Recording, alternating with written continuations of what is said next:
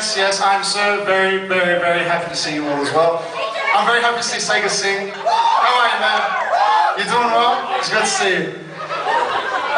Before I do begin my act, can you get a big round of applause for all the previous acts? Those guys were fantastic, right? Alright, settle down. They weren't that good. Whose show is this anyway? Anyway, now, this is my first ever time doing stand-up comedy. So please, like all first times, be gentle.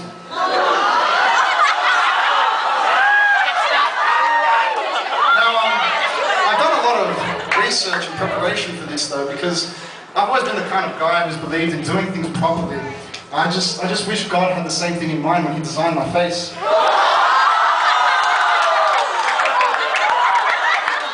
But I guess, thank you very much. I guess this all started when I realized that I actually wanted to do stand-up comedy. I was walking through a place, what's a place we don't like? I was walking through Bankstown.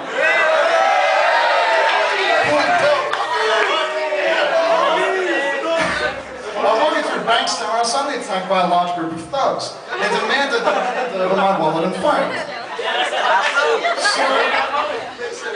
So, you know, being the big, strong guy that I am, I dealt with the situation in the only way I knew how.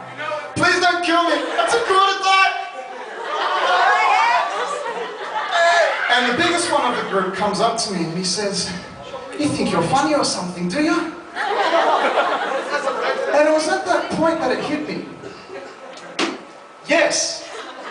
Yes, as a matter of fact, I do. And so does your mum.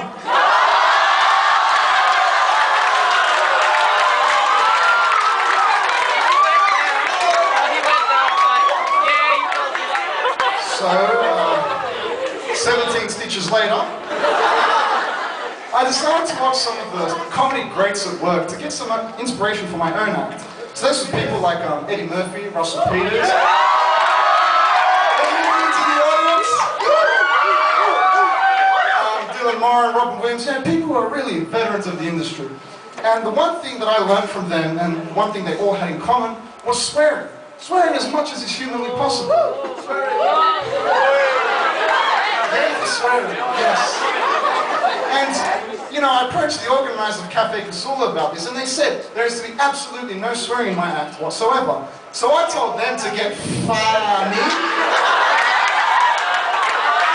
because I knew that I'd be able to get laughs without that.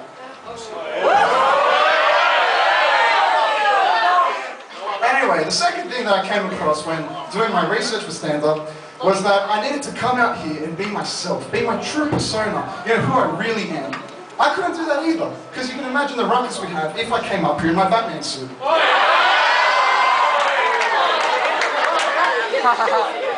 So yeah, that's 2 rules of stand-up, and it's 2 rules I've broken already. Great start, genius. But, you know, that's just me. That's just who I am. I don't play by anybody's rules. Yeah. Anyway, has anybody got a camera on them? Anybody? I can't see the thing. So you can like, yes? Who's oh. And whose camera have I got? Samantha's camera? Alright, fantastic. Jeez, look at this. How does this thing work? Look at it.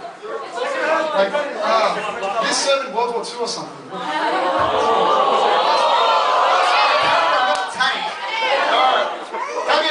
Big smiles for everybody. Say cheese!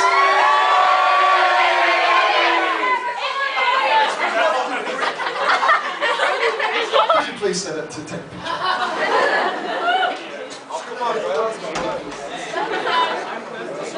Alright, take 2, ladies and gentlemen. Let's try it. Everyone together. Say cheese! Alright, now all of you, everybody, say cheese! And you guys have to do the same thing that they did and that they did. So everybody say cheese! Alright, fantastic. Can we give a big round of applause for Samantha?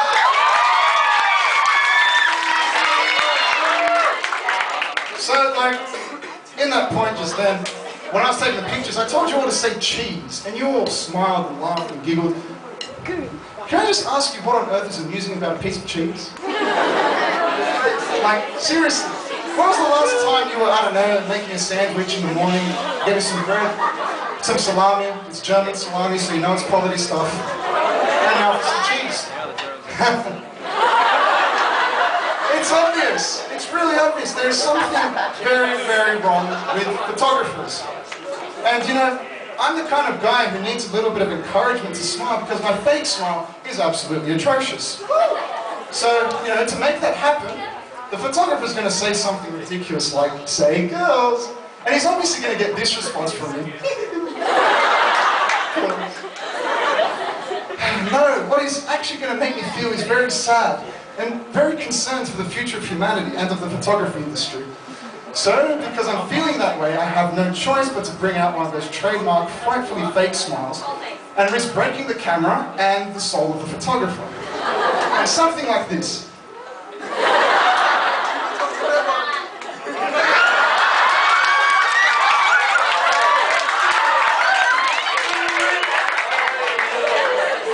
But you know, that's just how it is. Photos are a really important thing in today's society, especially our teenage society.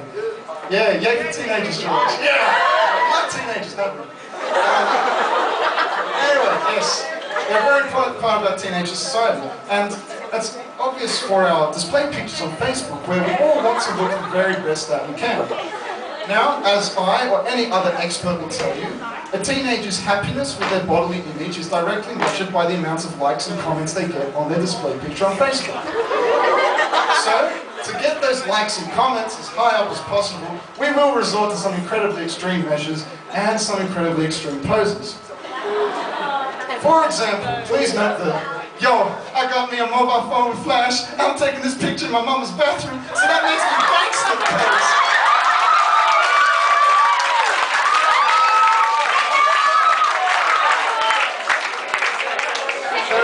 There is also the crowd favorite of, I have with me a bottle of vodka in one hand. Yay for vodka. No! Drinking is bad. I have a bottle of vodka in one hand, a cigarette in the other. And I've just raised my finger to the guy taking the picture because he said, "Say girls." And this obviously makes me very good husband material for any prospective young ladies out there on Facebook. However, they do all pale in comparison to my personal favourite, which is something I like to call the physically handicapped dinosaur. And it's most prominent on girls' Facebook display pictures. It's something like this.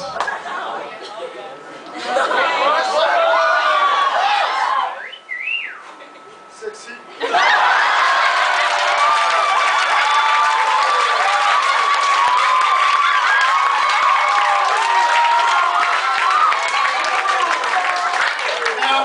It takes quite a bit of skill and balance to pull off. And it's almost as painful to look at as it is to execute. I just can't see what's meant to be appealing about this, seriously. Anyway, ladies, please, if you're trying to get your hunchback on, at least do it properly.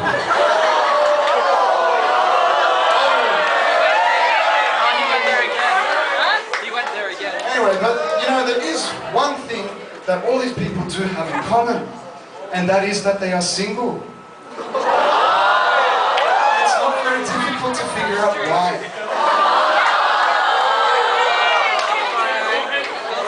Well, would you look at that? I've actually managed to get to the end of my act without being booed, kicked off the stage, or stabbed.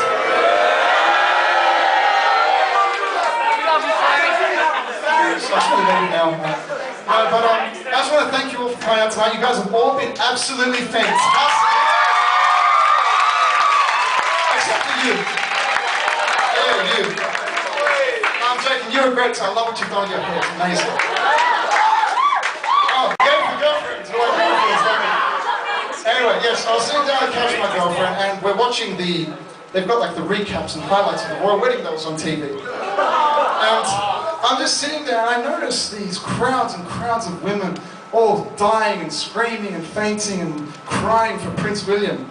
And my girlfriend notices me noticing that, and she says to me, "Don't worry, darling, I wouldn't trade you for any prince in the world." And I said to her, "That's great, because I wouldn't trade you for any prince either." And that's what you'll be hearing from me tonight, ladies and gentlemen.